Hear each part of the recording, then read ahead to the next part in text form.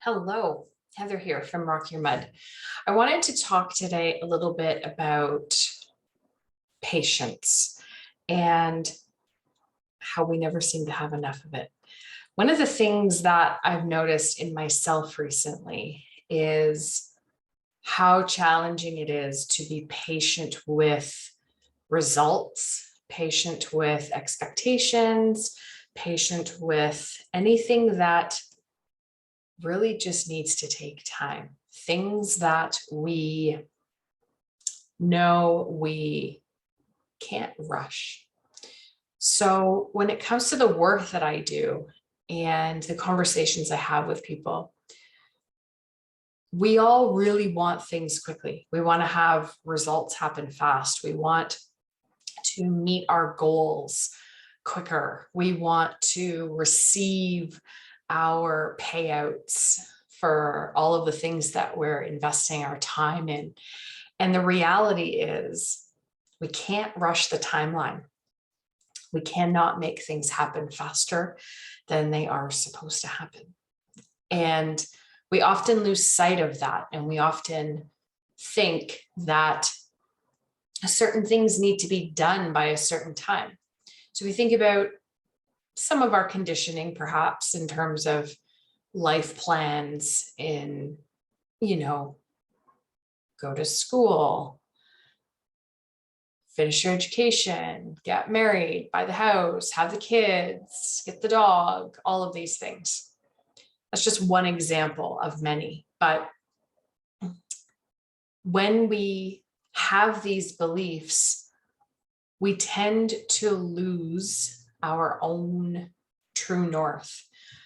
And what I mean by that is we don't give ourselves the time, the space, the capacity to sit and think about what it is we actually want.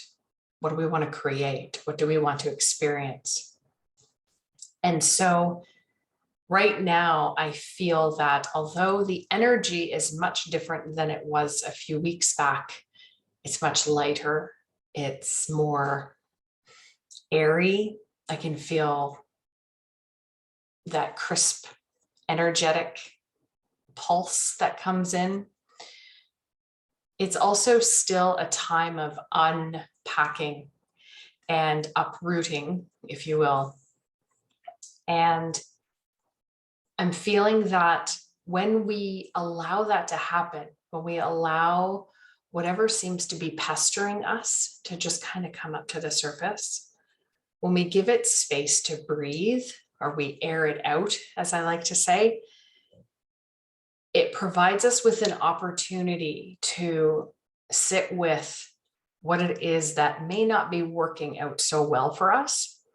But it also gives us an opportunity to sit and think about all of the effort that we have put in, the things that we can, in fact, celebrate, and the things that are just going to take more time, really. One of my biggest eye-opening experiences, I guess you can say, with this is about 2 months ago, I decided to take a more intentional approach to my physical health. So food, movement, dietary stuff, exercise, all the things. And with that came a lot of steps and a lot of pieces that are part of that entire puzzle, right? So for some people, that may mean hiring a coach or joining a group or learning how to do meals at home versus takeaway meals, or having a timer to remind them to drink water, just all the ideas and all the components that go into that journey, we'll say. And when we sit and think about all the steps that we have to take, it's a lot. And so we think, oh, I'm doing all the things. I'm going to have X, Y, Z results at the end of every week, typically, classically, the way in, right? And when we don't get the results that we're expecting, it's disappointing because our measure of success in that particular example I've given is typically a set of scales. And so one of the things that I am pairing with this topic of patience is defining for yourself what success is. And if your definition of success is truly attainable and realistic. And it doesn't mean that we set goals so big that we'll never reach them. That's not what I'm saying.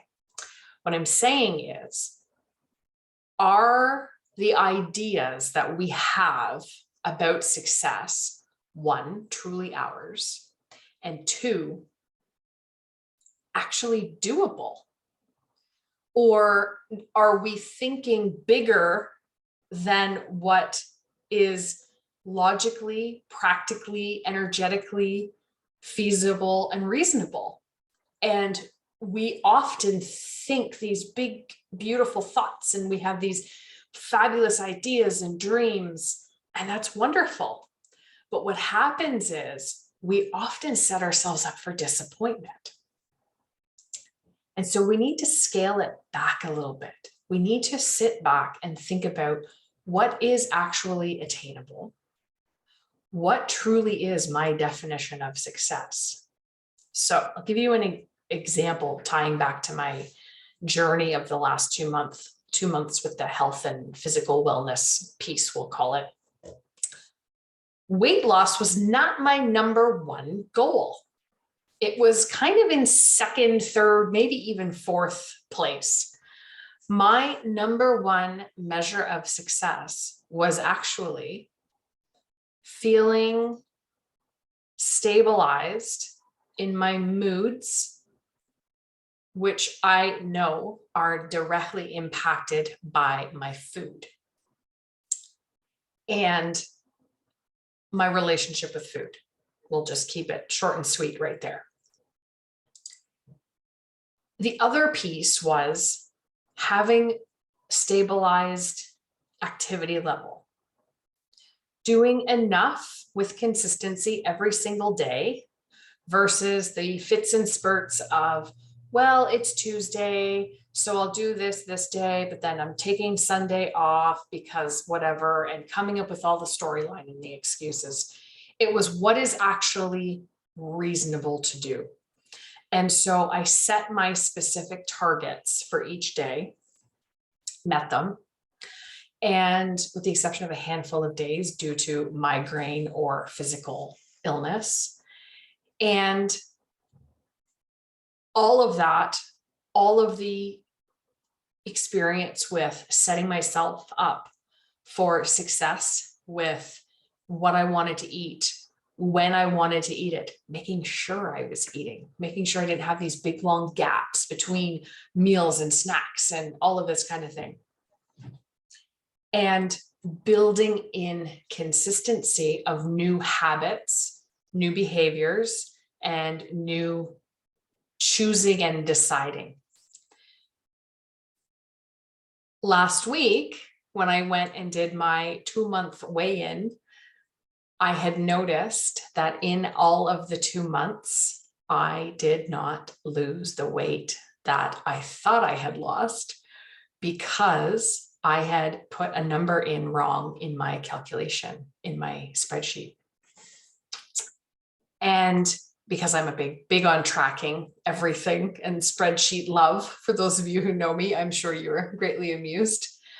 But I realized that having that moment of, oh, I can't believe that it was this number instead of this number. Look at all the effort I put in. Look at all the things I did. Look at all the energy I spent, all the time I devoted and dedicated. Oh, it was glorious. It was a glorious pity party for one. And upon reflection, upon talking with my coach, upon talking with my husband, really narrowing in, even self-reflection and journaling, there are probably about 10 things on the list that I had huge wins with and incredible success with. And energetically, the changes are, I can't even measure them. I can't even put to words or truly measure what those wins are. I cannot articulate it. That's how big they are for me. But this one little piece, because I was using the wrong unit of measure, the scales and weight, totally blew it up and made everything else not important. And so tying this together with patience and with understanding your unit of measure for what it is that you are allowing yourself to view as a true win for you and a true measure of success for you, it's time we change things up a little bit. We have to get very clear on what it is we want and how we want to celebrate what we want and how we're going to actually truly acknowledge the work that we're doing and let the work unfold as it's supposed to. With this overall theme of inner work and self-exploration and gentle witnessing, as I said it recently to somebody else, letting ourselves unfold and blossom and giving ourselves the time we need to get certain other results or to have certain other things fall into place. We have to trust the timeline. We have to trust that everything that's meant to happen will happen as per that perfect timeline. So be patient with yourself, be kind to yourself. Know that things are not going to be on the timeline that this sets.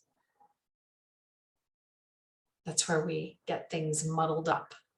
And that's where we sabotage ourselves. And that's where we set ourselves up for disappointment. So dream big and think beautiful, wonderful, full out vision thoughts, but also keep it grounded in reality and keep it based in what you truly, as the individual that you are with everything you have going on in your life, can actually do on a regular basis, and the time that you can spend and invest to get the true results and the wins that are reasonable and practical. Let's really root into this and give things time to grow, give things time to blossom into what they're supposed to blossom into. And you will notice a huge difference in your commitment, in your ability to keep showing up for yourself, in your ability to keep things realistic based on your capacity, because we only all have so much capacity, right? There isn't this unlimited amount of energy in any given day. We're human beings. There are certain things that we can and can't do from one day to the next. It's just the nature of things. So get in touch with your true nature, be patient with you, and create the results that you know you deserve, which is probably a video for another day. And keep going. Keep doing what you're doing. I promise you'll get to where you're going. I need this message as much as I am offering it to you, and know that you are always supported and divinely guided.